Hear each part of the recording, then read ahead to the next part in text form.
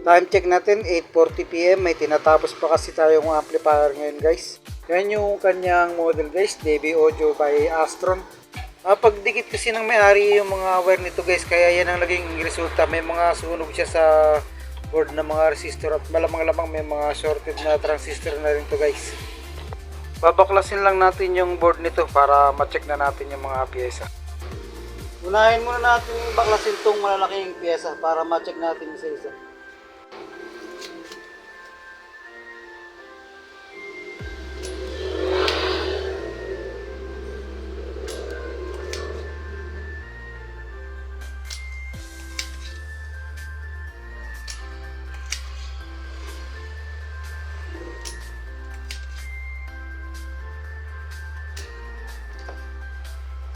Actual test natin yung malalaking transistor. Yan, good naman siya guys. Yan, good.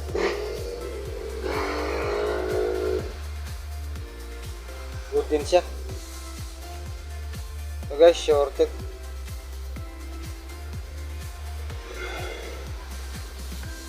Shorted din siya guys. Tapos yung kabilang side naman.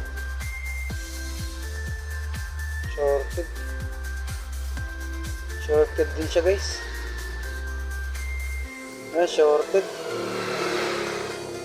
Shorted.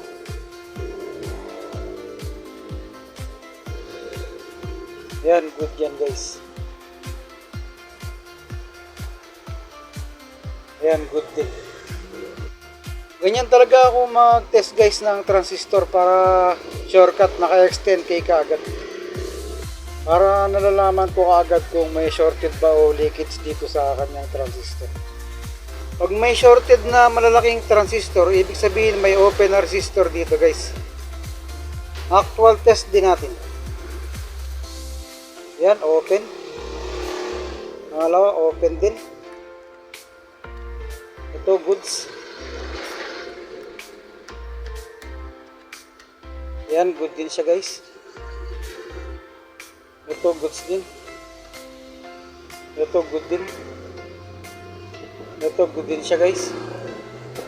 Ito good din.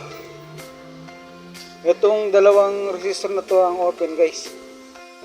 Pagdating naman dito sa driver side, pag may mga nasunog na resistor, ibig sabihin may mga dami na transistor na maliliit yan guys. Kaya isa-isahin din natin to guys. Pati yung mga diode niya ay possible na magka-shorted, kaya check na rin natin yan. Yung isa sa pinagtataka natin dito, bakit kaya hindi pumutok yung kanyang fuse at hindi rin nag-protect yung kanyang relay guys.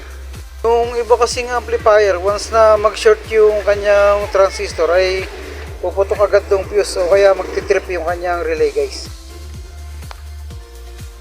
Yan siya buong buo, kahit na nagsasabugan na yung mga pyesa, buong buo pa rin yung fuse. Nakaiba rin yung design ng amplifier na to guys. Naglutangan na naman nga sa board yung mga pyesa. Ganyan kasi talaga ako mag-test para walang makalusot. Ito na nga yung mga sunog na maliliit na resistor at yung mga damay na transistor.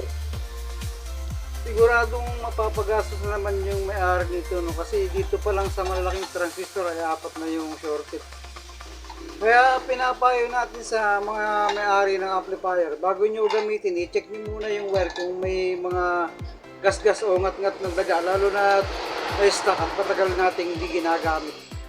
At kung magdudugtong man kayo ng mga wire, siguraduhin na nakabalot ng maayos guys. Kasi aminin nyo man o hindi, alam na alam ng technician niya kung nagkadikit ba yung dalawang wire ng speaker. Hindi naman talaga kasi yan masisira ng walang dahilan. Tulad ng lagi kong sinasabi, nasa atin din ang pag-iingat kung paano natin mapapatagal yung mga gamit. Right, yun lang guys. Maraming salamat. Hanggang sa muli.